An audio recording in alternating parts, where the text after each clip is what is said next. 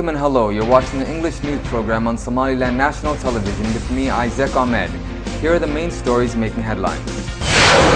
The Minister of Education and Higher Studies dispatches national examinations to all regions of Somaliland.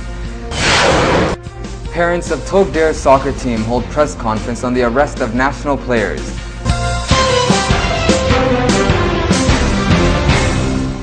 Minister of Education and Higher Studies Simsim Abdi Aden, alongside senior national examination and education officials, dispatched national examinations to all regions of Somaliland.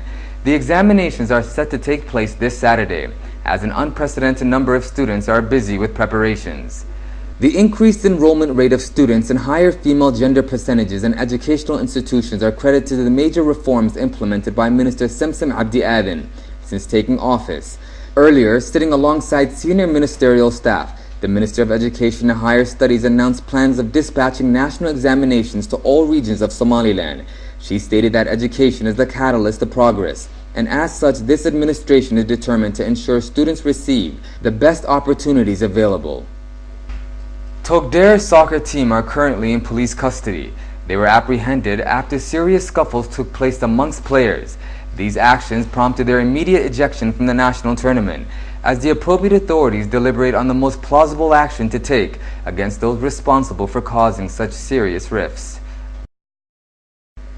Earlier, the parents of those in police custody, confirmed to be 22 out of the 24 players, held a press conference urging the government to reconsider taking such drastic measures against the team. The parents collectively stated that their children were misled by several senior individuals, and that the youth would not have behaved in such a manner without the consent and acceptance of behind-the-scene elders. The Minister of Youth, Sports and Tourism, during a press conference held after the incident, stated that the iron hand of the law would dictate the consequences of those players responsible for behaving in a non-sportsmanlike conduct. The parents issued a plea to the government to reconsider the actions of their children, and pledged to work alongside the government to tackle the root cause of the scuffles which took place. The President of Somaliland, Ahmed Silanyo, continues to issue public messages of peace to citizens throughout the nation. Such messages reflect the government's belief that ultimately, peaceful coexistence is the core of national stability and progress.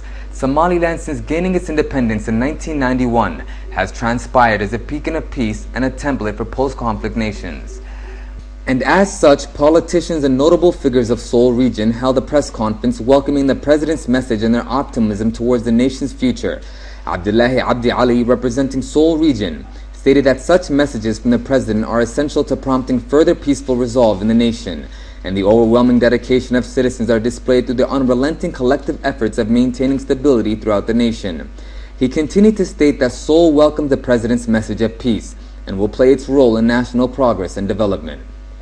You're tuned into the English news program on Somaliland National Television, the only Somali-speaking channel with an English news program. And now for international headlines in detail.